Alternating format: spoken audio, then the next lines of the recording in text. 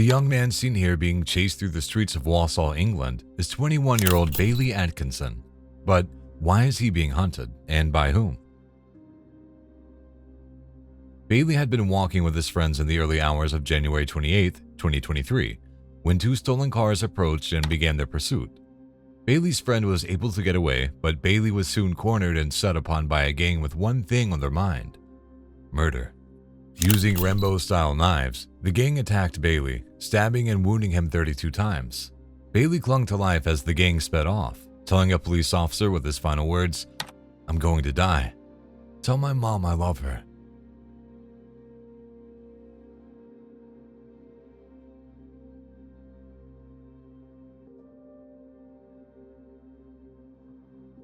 Sadly, he was right, and he passed away moments later.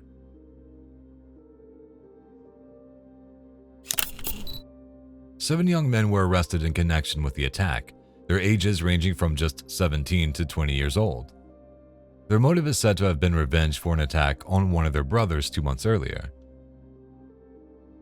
Now they will each spend a minimum of between 18 and 23 years behind bars, while Bailey's friends and family will have to live with the pain and heartbreak of that night forever.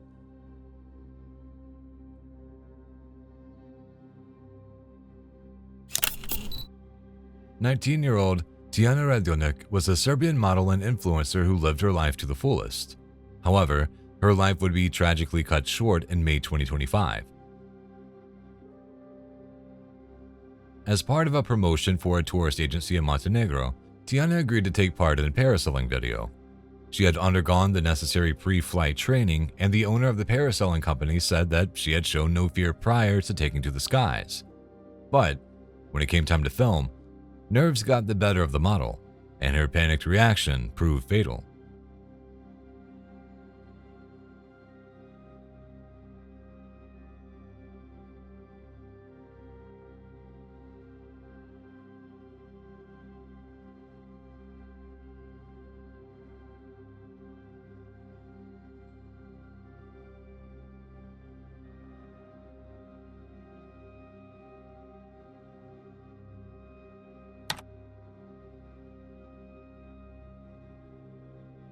While traveling 160 feet above the Adriatic Sea, Tiana began to freak out, yelling to the team to put her down.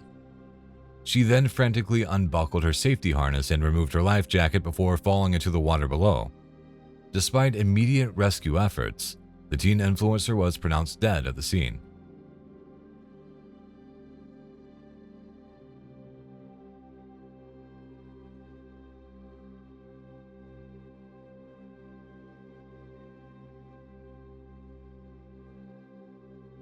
I ain't trying to hurt nobody. I've never hurt anybody. It's been quiet a while, so they plotting to come in here and disturb the peace here. They've already disturbed the peace. I'm not a criminal. 23-year-old Corine Gaines was an outspoken critic of the police. On August 1st, 2016, her tension with local law enforcement came to a head when officers turned up at her home in Randallstown, Maryland, to serve a warrant for an earlier traffic violation. But the devil at my door, and he's refusing to leave. Gaines was with her 5-year-old son at the time and took to Facebook to livestream the incident.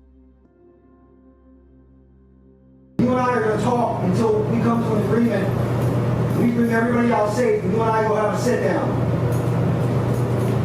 But you know, and I know that this ain't right. It's not. Did you notice how the officer was speaking cautiously from behind the door? Well, there's a good reason for that. You see, the young mother had armed herself with a shotgun. This caused a 6-hour standoff with the police, and a SWAT team was called in to resolve the situation. Sadly, the resolution was not what anyone wanted. According to official reports, Corine raised the gun and pointed it towards an officer who had kicked in the door, telling him to leave. Officer Royce Ruby then fired a shot at Gaines, and Gaines responded by shooting back. Ruby then fired 3 more shots, striking Gaines and injuring her 5-year-old son in the crossfire. Thankfully, the boy survived, having been struck in the arm, but his mother could not be saved. There was no police footage of the incident, as the officer wasn't wearing a body cam. but Officer Ruby was cleared of any wrongdoing as prosecutors deemed the shooting to be justified. However, Corine Gaines' family launched a civil lawsuit, and in 2018, a jury awarded $38 million, finding the initial shot fired by the officer to be unreasonable.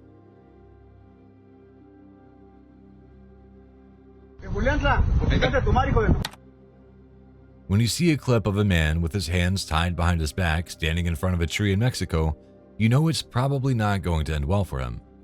But who is this man, and why is he being forced to suffer this cruel fate? The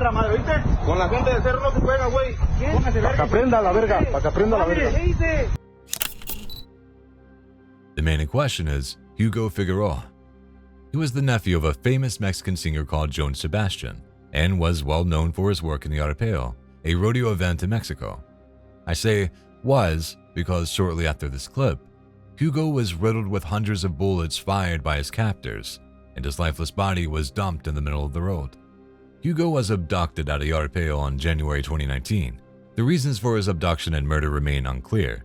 Some say he owed money to his killers. Others say they were jealous of his fame or that he set up a rodeo event in someone else's territory. Whatever the reason, his assassination was a huge shock to the Arpeo community, and he was later honored with a tribute song called El Corrido de Hugo Figueroa.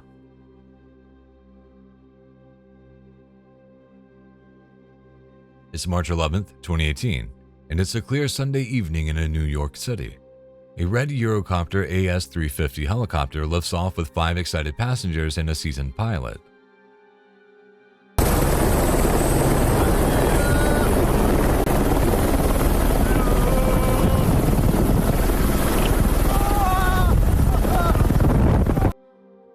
This isn't your average flight. It's a doors-off fly-neon photo tour designed for the ultimate aerial selfie. Feet dangling, phones out, Lady Liberty in the background. What could go wrong? Everything. About 11 minutes into the flight, the unthinkable happens. One of the passengers' harness tethers, which were supposed to keep them safe, accidentally snags a floor-mounted fuel shutoff lever. The engine shuts off, and the helicopter begins falling out of the sky.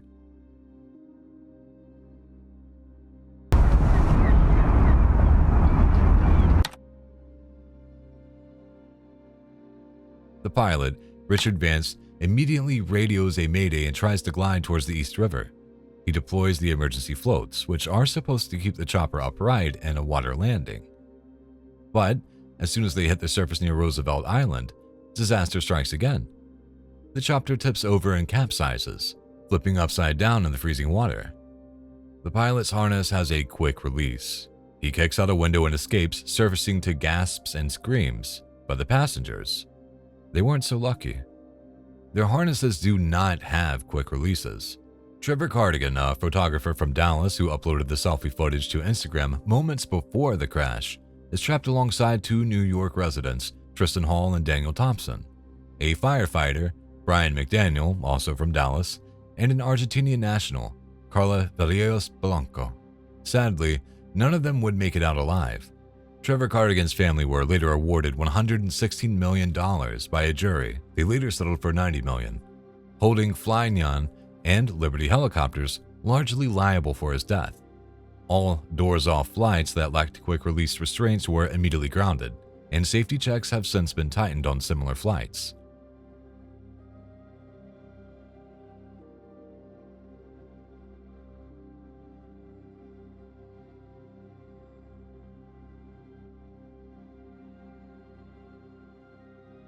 This is 44-year-old Kalisto Benudi. On the evening of May 13, 2025, neighbors called 911 to report that he had been discharging a firearm from the porch of his trailer in Jacksonville, Florida. When police arrived, they confirmed that he was indeed armed, and despite their attempts to get him to surrender, Benudi refused to cooperate or put down the gun.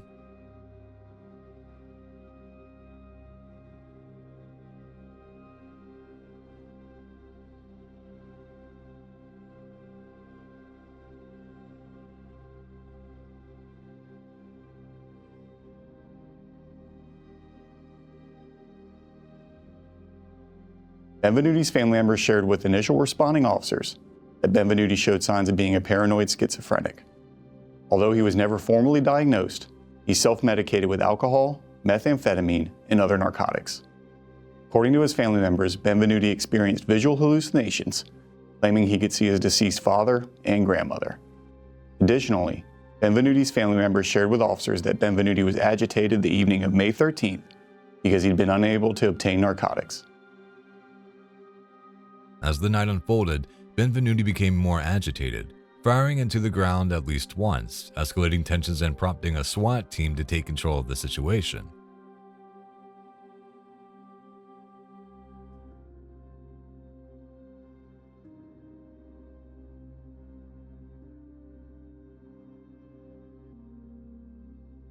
Waving a stick at officers in one hand and holding a gun in his other hand, Benvenuti attempted to enter a neighbor's house. That's when SWAT officers made the decision to open fire.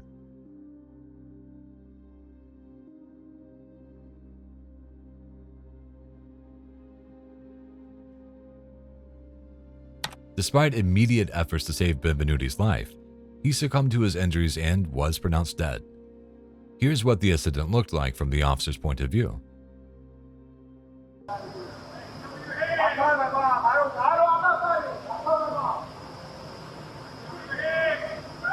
Don't let him get to that other house.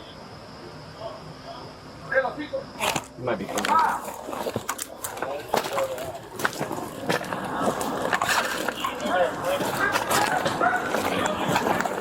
Come around. Hey! Put your hands up! Put your hands up! Go back, go back, go back. Get the Hands up! get back. I'm calling my mom.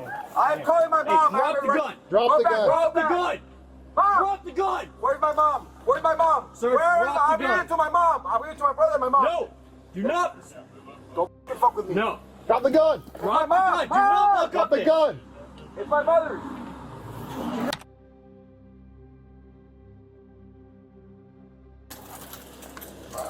He's still moving. Hold on. Hold on. Get the- I can't see his right hand. Hold on. Suspect's down on the porch of the neighboring house. We're still covering him. As of the most recent update, an investigation is underway to determine whether the officer's use of deadly force complied with policy. What do you think? Did they make the right call?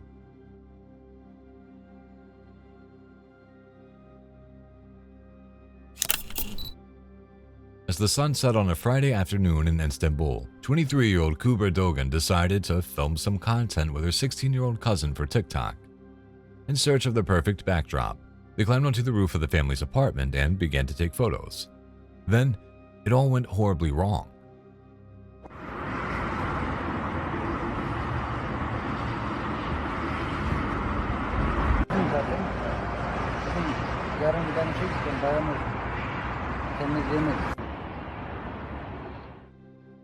A damaged rooftop and 160-foot drop. This was the aftermath of the tragedy that took place in 2021.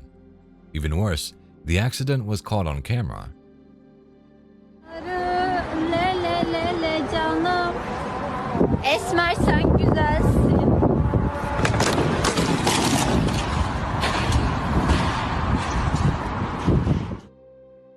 Kubra can be seen dangling her feet off the edge of the roof before her cousin turns the camera on herself. Then we hear the crunch of plastic as the gray panel below Kubra gives way and her body tumbles 9 stories to the ground below. According to reports, the cousin rushed back to her apartment to get help, but by the time the paramedics arrived on the scene, it was already too late.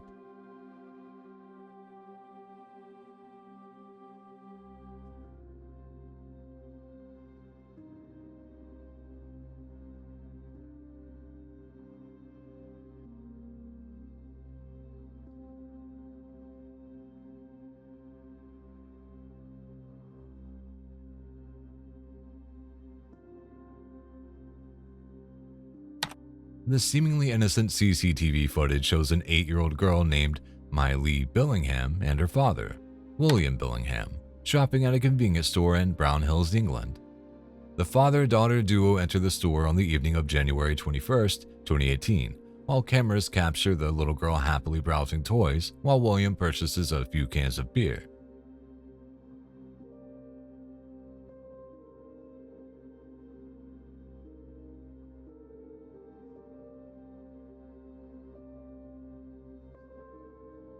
Fast forward a little over 2 hours, and police would arrive at the Billingham home to be confronted by an awful sight.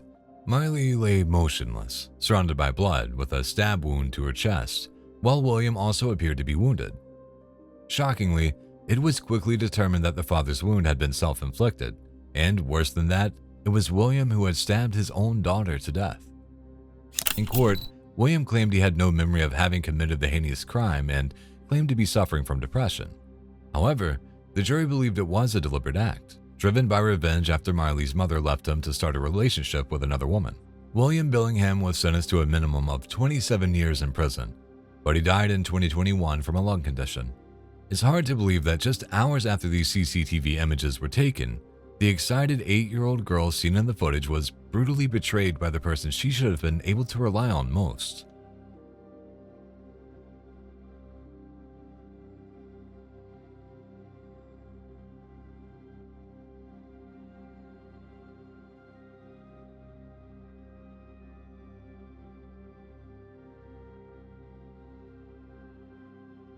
This disturbing video of a man shaking while eating rice is from 2022. The man's name is Atkinson and the video was taken at a prison in Singapore. Notice the guard watching in the background. Darmallingham's hands aren't shaking because of a medical condition. It's from fear of death, as he's about to be executed, and this is his last meal.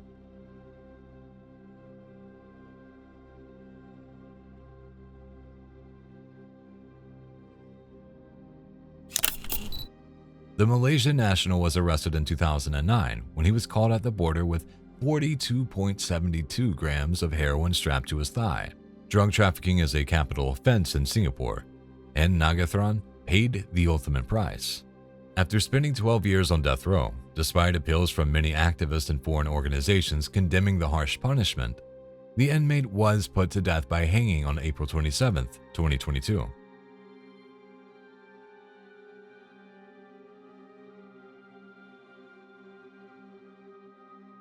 It's September 23, 2022, and paramedics are desperately trying to save the life of an inmate at Orange County Jail. 35-year-old Sean Whiting had been placed in the psychiatric observation unit after expressing thoughts of self-harm. Sadly, he was still able to act on these thoughts despite the precautions taken by jail staff to ensure his safety.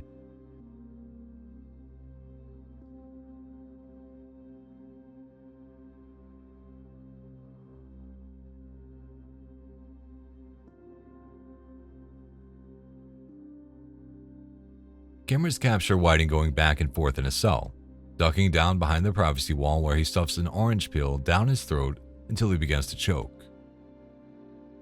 Moments later, realizing that Whiting is in distress, officers enter the cell and attempt to perform the Heimlich maneuver, but to no avail.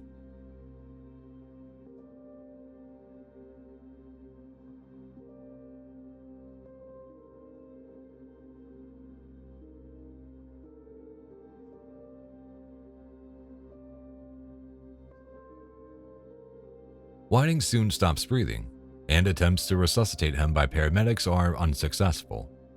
According to reports, he was the 12th inmate to die at the Orange County Jail in 2022. An investigation into the incident found that there was nothing to indicate that Sean Whiting's death was the result of inaction or improper action by staff.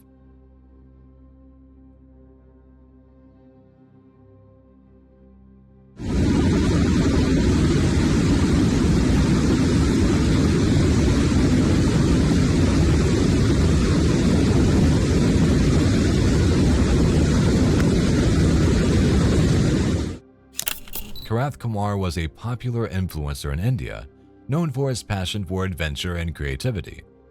In 2023, he thought he'd found the perfect place to record a video for his followers on TikTok, standing on a rock in front of a majestic waterfall. Sadly, this clip would go viral for all the wrong reasons.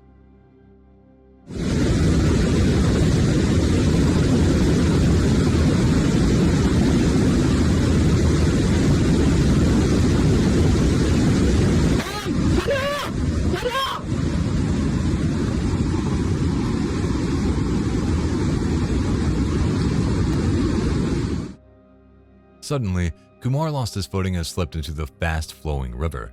The influencer's body was found a week later in the jungle, confirming he had not survived.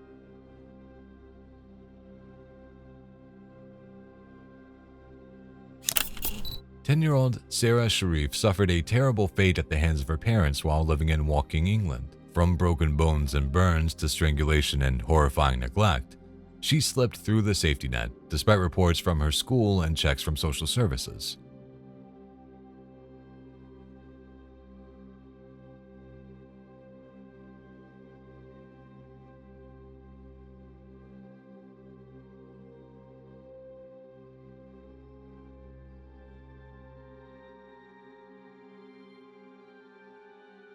On August 9, 2023, just hours before police officers found Sarah's lifeless body in her bunk bed at the family home, CCTV from Heathrow Airport captured her father, Irfan, stepmother, Binesh, and uncle, Faisal, walking calmly through departures, passport control, and boarding gates headed for Pakistan. Once they landed in Islamabad, Irfan made a chilling call to the UK police, confessing what he had done. "I illegally punished her," he said. "I killed my daughter. I beat her up too much." UK and Pakistani police tracked the family across continents before arresting them months later. In December 2024, Irfan and Binesh were convicted of Sarah's murder, receiving life sentences in prison. Faisal, Sarah's uncle, was also convicted of allowing Sarah's death and was sentenced to 16 years behind bars.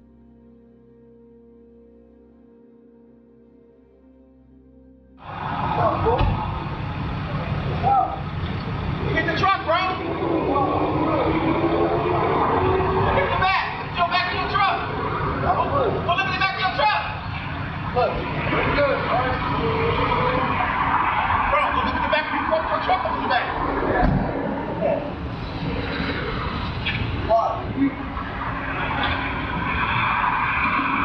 at my truck right there. I got no cam. Big bro! Oh, where? Big show! What? On the night of March 7, 2025, a dispute escalated into a fatal officer-involved shooting of a 42-year-old man named Joseph Santos. It all began around 10 p.m. Surveillance cameras at a gas station in Scottsdale, Arizona, captured an altercation between Santos and another man, who ran into the store when Santos approached him brandishing a gun. The victim later called police after returning to his hotel unharmed. Scottsdale 911. Do you need police, fire, or medical? Police. What's the address? Bixby Hotel. The problem happened on the parking lot. The guy hit my truck. He's in a SUV. He's still out here now. He drunk. He pulled a weapon out. He came back. He just wasted. So I just approached him and told me, "Hey, you hit my truck. I'm looking at you," and he just started going off crazy, and he pulled out a gun. The officers located Santos's SUV nearby and initiated a traffic stop, but things took a turn when Santos fled the scene. He later returned to the location where the victim was and parked directly behind a patrol car. Officers managed to box Santos's car in using an unmarked vehicle and approached him with weapons drawn. Do not move, okay? What the fuck are you guys talking about? Open the door. Keep your hands up. Do you have anyone on driver's side? Keep your hands up right now. Shoot me. Back up, back up. Okay, you guys, Put your hands up. Shoot me here. Mary, get out of the way. Yep, go. Sorry, get out of the way. Back up. Go. Hey, Put your hands up. Put your hands up. After demanding that he surrender, Santos refused and instead removed his shirt, throwing it out of the window. Moments later, he reached for something in the backseat of his car, prompting officers to set K9 Rocco on him. Put your hands up. No. Put your hands up. Listen. get your hands up now. Get your hands in the air. Shoot me. Fast. As the police dog entered Santos's car, chaos erupted, and an officer fired through the windshield, striking both Santos and K9 Rocco. Santos collapsed inside the SUV and was pronounced dead at the scene. K9 Rocco survived but was wounded and hospitalized before making a full recovery. Scottsdale PD quickly released a critical incident briefing video, giving the public unfiltered access to the body cam and drone perspectives, proving that the use of force was justified.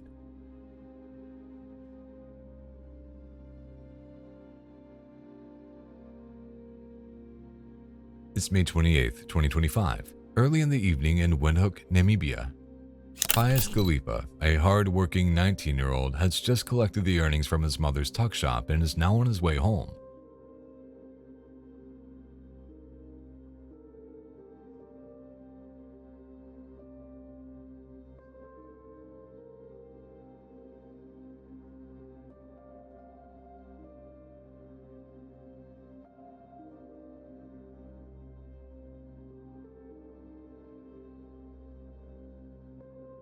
CCTV tracks him walking along the street and attempting to hail a taxi.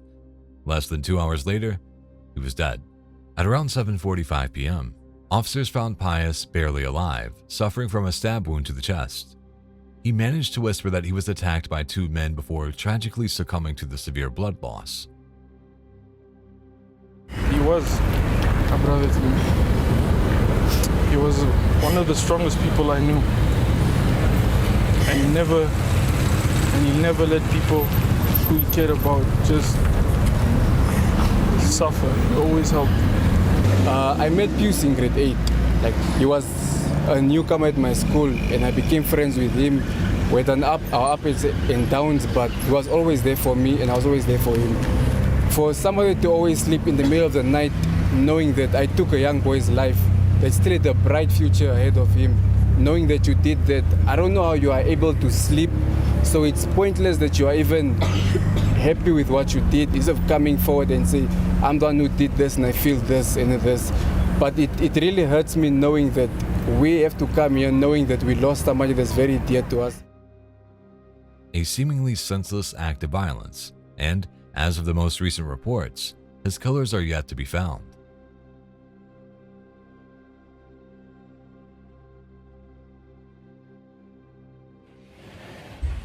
Morning, everybody. Here's a little video of me. It's rude to put hats on the table. Sorry. Is this your hat? Yeah. Children. It's a lovely day here in Argentina. This is the breakfast table. I'm just eating an orange. Just enjoying coffee and breakfast, even though it's like 1 p.m. Literally, we sleep in every day until at least 12. We're such losers. No. No. To his many fans and followers, 31-year-old Liam Payne, former star of the boy band One Direction, appeared to be living the dream. In October 2024, his story on Snapchat saw him smiling and making jokes while documenting his holiday in Buenos Aires, Argentina. On the surface, Liam looks relaxed, simply enjoying breakfast and having a lovely day with his girlfriend. However, according to local media, he had been acting erratic earlier that day, with reports suggesting he'd smashed his laptop in the hotel lobby and had to be carried back upstairs. Sadly, his day would not get any better. At around 5 p.m. local time, 4 hours after the Snapchat story, police and hotel staff responded to calls about an aggressive man under the influence. Shortly after, Liam Payne was found unresponsive, lying on the ground, having fallen from a balcony on the hotel's 3rd floor. Paramedics were unable to revive him. Liam's death shocked the entertainment industry, and fans struggled to reconcile the cheerful clip that he had posted just hours earlier with his reckless behavior that ended in tragedy.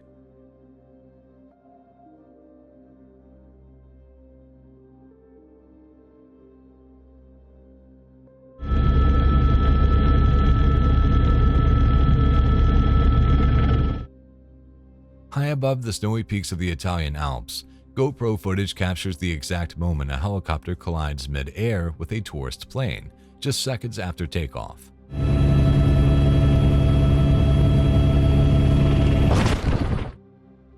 This heart-stopping crash happened on January 25, 2019, over the Ruder Glacier in the Estoa Valley, about 50 miles from Turin. The footage was pulled from 2 GoPro cameras found at the crash site. 7 people lost their lives.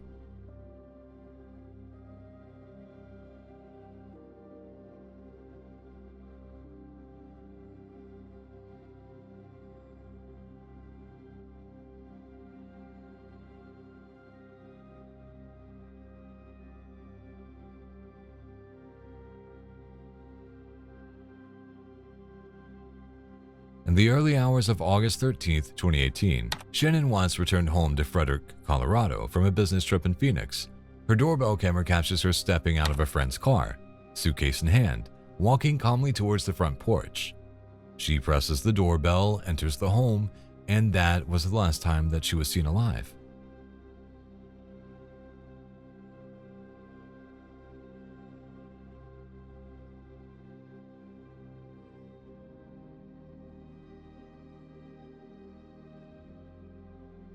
Hours later, Shannon, who was 15 weeks pregnant, was murdered by her husband, along with the couple's 2 young daughters.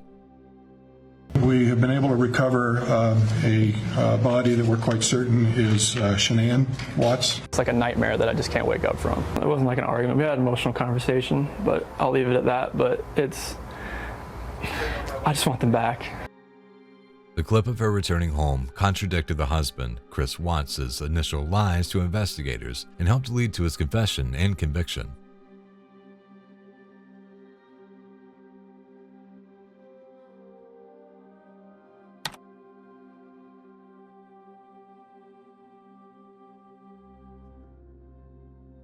On February 2, 2020, Streatham High Road in South London was plunged into chaos when a convicted terrorist went on a stabbing spree. Aman had just been released from Belmarsh prison 10 days earlier, even though counter-terror police were begging for him to stay locked up. Why? Because this 20-year-old was flagged as one of the most dangerous individuals they had ever tracked. He was instead placed in a probation hostel under 24/7 undercover surveillance. Cops were tailing him, watching him, but not close enough. That Sunday afternoon, Aman burst into a shop, grabbed a knife, sprinted into the street, and began stabbing people at random. 2 innocent bystanders were wounded, but both survived. Aman also had a fake bomb strapped to his chest.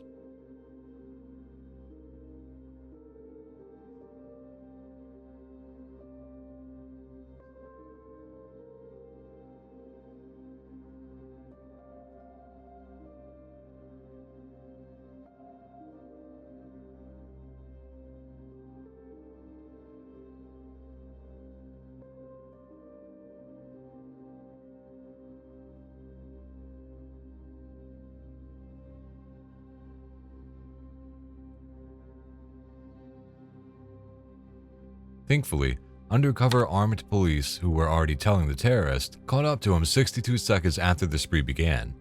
Aman charged at them with a knife, and the officers fired a total of 6 shots, hitting him twice and taking him down.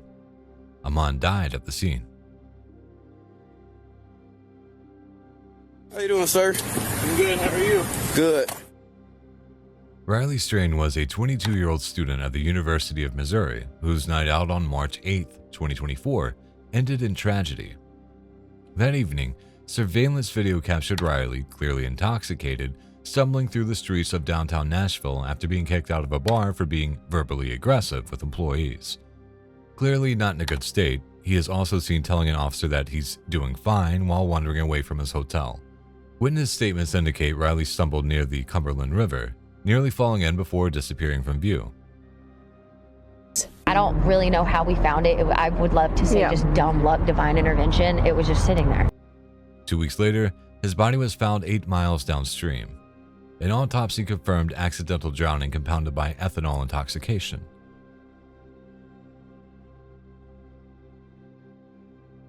It's late night in Makati, Metro Manila, on December 31st, 2020. Christine DeSera, a 23-year-old flight attendant fresh off a New Year's Eve celebration, is walking through the hallway of City Garden Grand Hotel, still carrying her wine glass and high heels. The cameras catch her laughing and chatting with friends outside room 2209 around 11:38 p.m.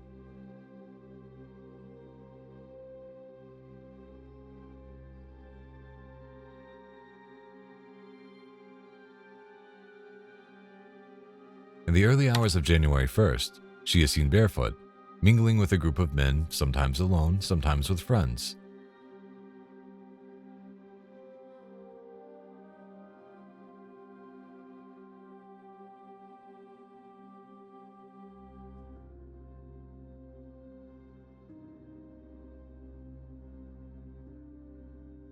At 5:45 a.m., a friend fetches her from next door.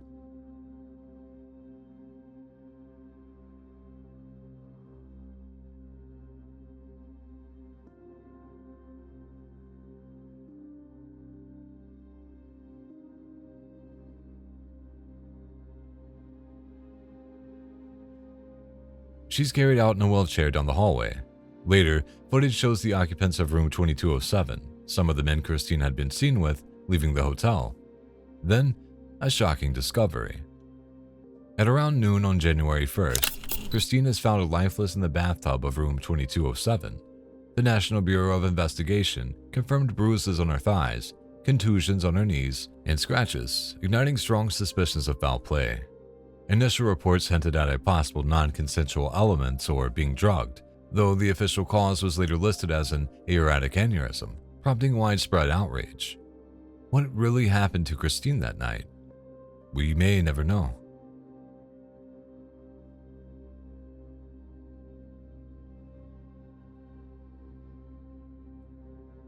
This is 44-year-old Danielle Miller, a mother of two from Brisbane, Australia. On October 22, 2015, she was seen on CCTV inside Greenslopes Shopping Center, walking into a Coles and a local pharmacy. The footage shows her going about her daily life, buying essentials, paying, leaving with routine calm. This was her last confirmed sighting alive. 2 days later, police performed a welfare check at Danielle's home and found her unconscious with bruising and fractures on her neck. She had been strangled to death. It seems that you and Ms. Miller had a casual sexual relationship and also socialised together from time to time over the prior months.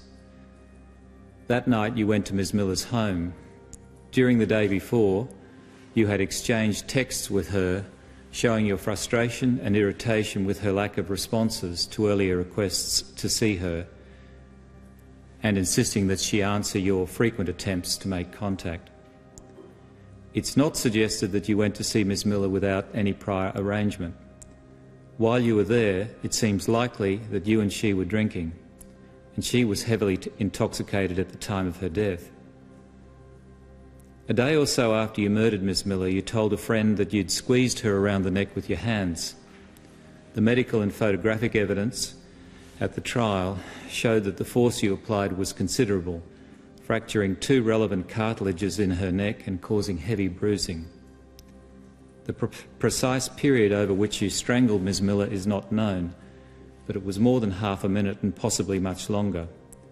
For the victim, it would have been a terrifying ordeal.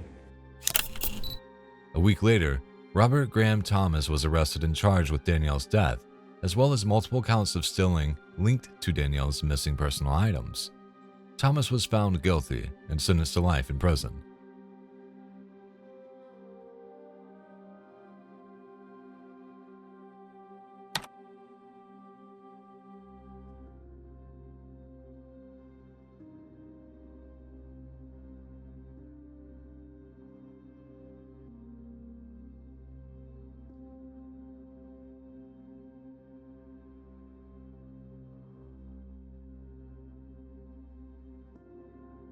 These grainy images show the final moments of 64-year-old Alan Gill.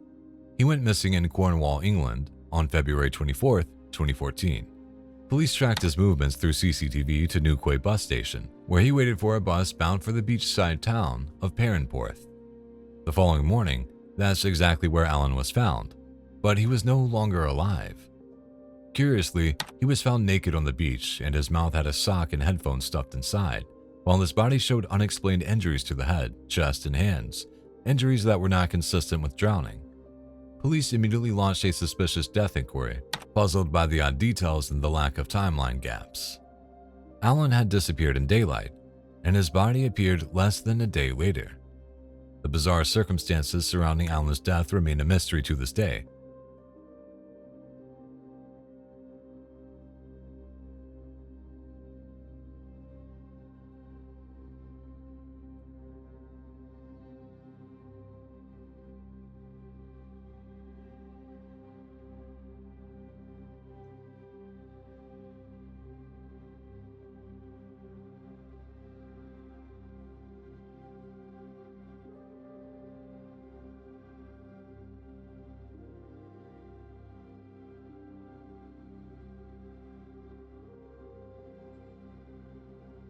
It's September 15th, 2024, and officers respond to Iliano's restaurant in Norwich, Connecticut. The call? A man has been seen wandering the parking lot and is clearly in need of medical help. It's coming right now. American ambulance, the address of your emergency. This is Ciliano for Norwich. I have a guy that's very weird. He walking on parking lot here, but I think he needs an ambulance. I don't know. It's very, very scary.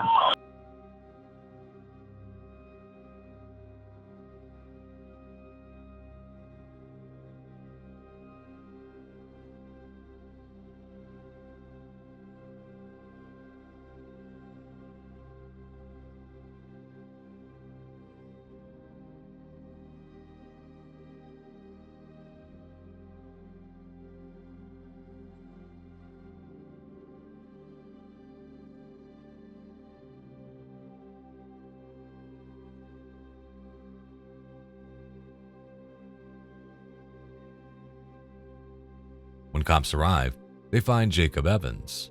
It's immediately clear that this isn't just a trip and fall kind of situation. Jacob is in boxer shorts only, rolling around in the leaves and dirt, agitated, erratic, clearly not okay. Officers do what they think will help. They cuff him, not to place him under arrest, but to stop him from hurting himself until an ambulance can arrive. That's when things take a turn for the worse. Not moving. Okay. Okay. Relax. Okay. Relax. Get up. Get up. Sit up for me. I'm getting up. Please help me. Yep, that's what I'm trying to. Get up.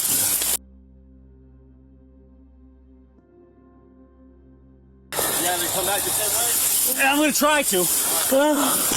Stop moving. Okay. In the ambulance, on the way to the hospital, Jacob becomes unresponsive. At the hospital, doctors discover a long list of serious medical issues: multiple organ failure, acute kidney injury, septic shock, the works. Jacob fights for his life in the ICU for 17 days before, tragically, he passes away. A toxicology report showed fentanyl, cocaine, and marijuana in his system, and the medical examiner confirmed it. Jacob's cause of death was drug-related. Some people blame the cops for handcuffing the ill man and using excessive force, but were they really at fault? According to the Office of the Inspector General's report, no. The officers were actually trying to help. There was no use of excessive force, no weapons, no rough handling.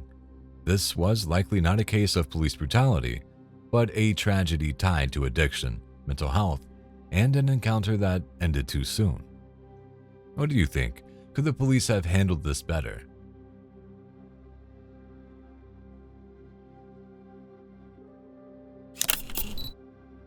This is 20-year-old Luke Davidson, and he's in a lot of trouble. Caught on CCTV at a gas station in Cambridgeshire, England, he has just made a fatal mistake. Driving behind the wheel of a black Chrysler 300, Davidson tried to pull out of the station, but cut directly in front of a red Suzuki GSX 1400 motorcycle. Riding that bike was 57-year-old Ian Parnell. The impact was catastrophic. Davidson stopped, got out of the car, walked over to see Ian laying on the ground, and then he ran. Ian Parnell was pronounced dead at the scene. Officers called up to Davidson an hour later after he called the police and admitted his guilt. To make matters worse, the 20-year-old had already been banned from driving, twice. No, I'm calling. I'm handling myself. Put your hand behind your back, mate. Luke Davidson, I was driving. I literally just went to look for myself. Cool, Luke, I just need to advise you, mate. At this time, you're under arrest for causing death by dangerous driving. He pleaded guilty to causing death by driving while unlicensed and uninsured and received a 4-year, 7-month prison sentence. He was also banned from driving for a further 8 years. Should he have received a harsher sentence? Let me know.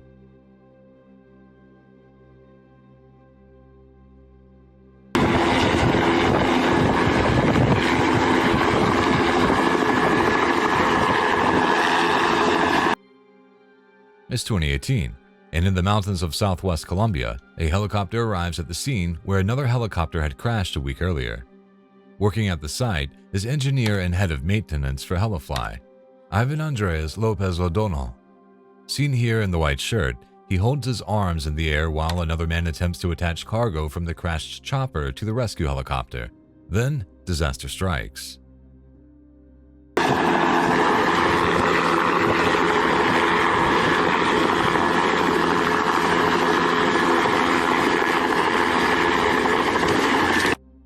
A mechanical malfunction causes the helicopter to lunge forward and tilt in the direction of Ivan.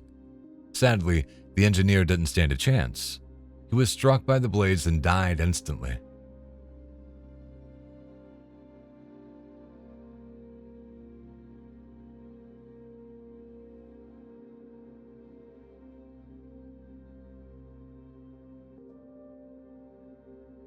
The man seen here buying a ticket at the train station in Wells is David Gaunt. He is not a nice man, and at the time of this footage in August 2018, he had just been released from prison after serving a 32-year sentence for the torture and murder of a 15-month-old boy. But don't worry, he's about to face some street justice.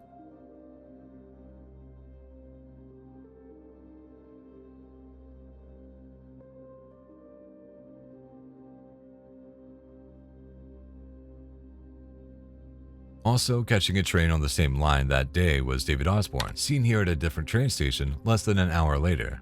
More on him later. But it was at the hands of this man, 23-year-old Leon Harley, that David Gaunt would meet his end. Invited to an address on the pretext of borrowing some DVDs, Harley had set a trap, and when Gaunt walked through the door, he was stabbed over 150 times. David Osborne, the other man catching a train, helped to get rid of Gaunt's body, along with another man named Dera and Evesham. However, they didn't do a great job of hiding the evidence, and the trio were ultimately arrested. Harley was sentenced to life imprisonment, with a minimum of 24 years to be served, while Evesham and Osborne received sentences of 3.5 years and just over 2 years, respectively, for perverting the course of justice. Some would argue that they helped to deliver justice, but in the eyes of the law, vigilantes must also be punished.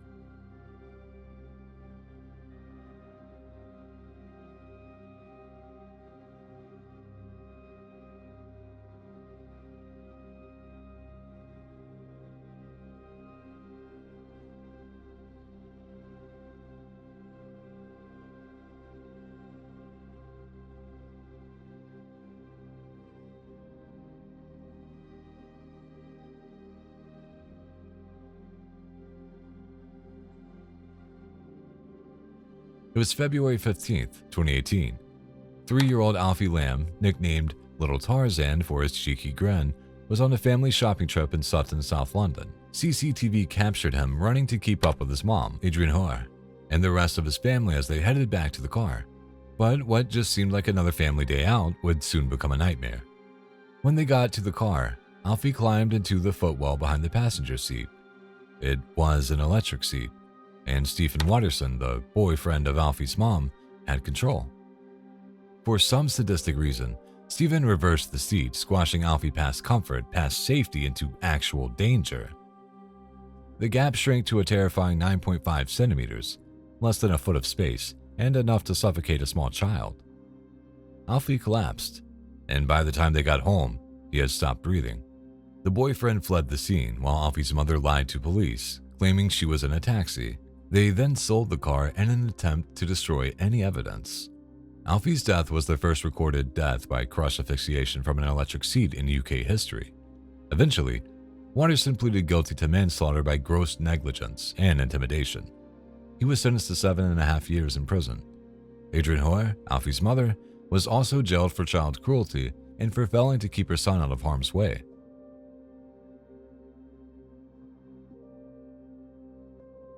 The driver of the vehicle possibly has an aggravated sexual assault warrant. We're stopped at Gillette and Lake June currently. Picture this. It's just after midnight in Dallas, Texas. The city's asleep, but not everything is quiet. At 12:37 a.m., Dallas PD spots a vehicle cruising near CF Hawn Freeway and North Jim Miller Road. They run the plates and find that the driver is wanted on not one, but 2 felony warrants. Time for a traffic stop.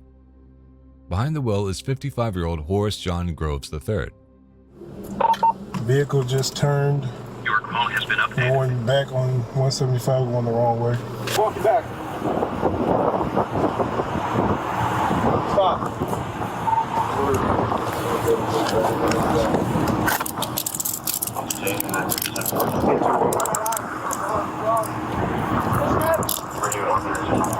it up. He's blind. She's blind? He's blind. They say she's blind. The old man in the back seat is blind.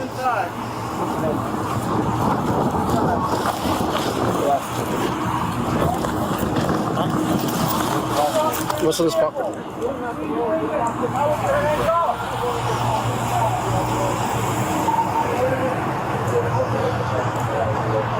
Have a seat on the curb. Man,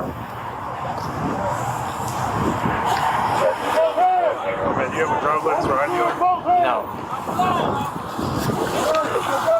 No, I don't. You don't? Officers get him out of the vehicle and right away, Grove starts complaining of chest pains. A medical emergency. Maybe. You doing okay back there? I just need some water. Huh? I just need some water. Okay.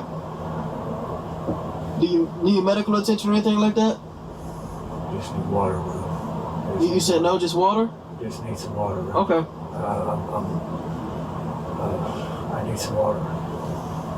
We're heading there now, so just give me a second. How long ago have you had water? About 6 or 7 hours. How much water have you drank today? Maybe two jugs. 2 jugs? No, 16-ounce bottles. Water. Do you have any type of condition that warrants you to drink so much water, or? No? I'm old, dude. I'm sorry? I'm old. Okay. Are you hurting anywhere? Not having something to drink is making me it's hard to breathe. The Dallas Fire Rescue is called in. They check him out and give the all clear, so officers proceed with the plan, transporting Groves to the Southeast Patrol Station for an interview. But things were far from over. As Groves is being walked into the interview room, he stops. He tells the officers he's feeling sick again. Is he faking it? It's not looking good. What's the issue here? Are you having a medical problem? What's going on? Because I saw you out there not more than half hour ago. You're perfectly fine. Why all of a sudden? Well, no, I had earlier this morning, but that's a good testify to that. Okay. So same thing happened about 6:30, 7 o'clock. Okay. But why are you having issues now? What's going on? Because I've run my life, and do you understand what I'm asking? No. Okay. I'm going to read you something, okay? Officers call Dallas Fire Rescue again, only this time, it's too late. Horace John Groves III is pronounced dead shortly after.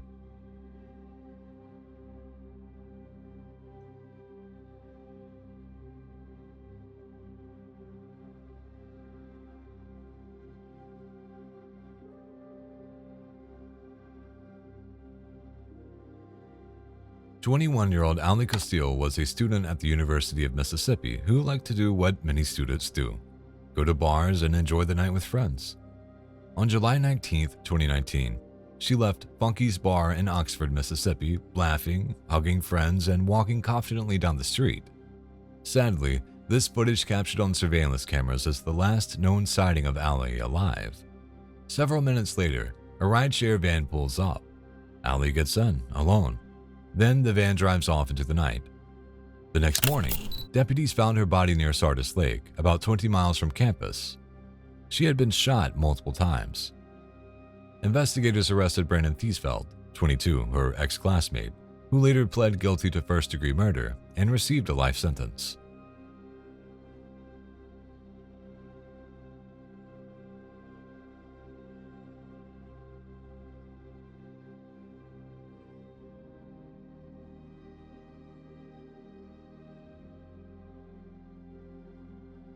In Canada, a truck driver attempts to swerve around a car in front but rear ends it, resulting in a devastating collision.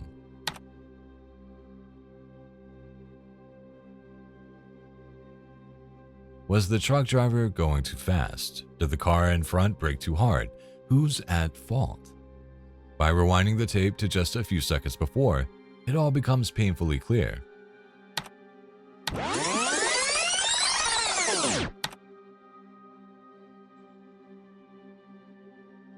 The truck driver, 25-year-old Mecca Singh, was distracted by his phone.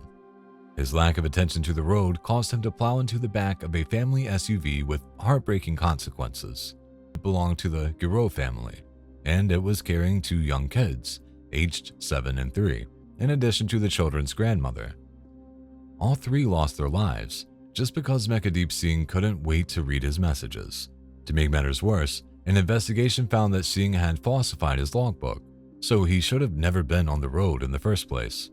He was charged with dangerous driving causing death, and the judge handed down a prison sentence of just 5 years, citing Singh's remorse and clean criminal record. To many, the sentence felt like an insult considering the loss of lives he caused, but sadly, no prison sentence will ever be able to make up for his mistake.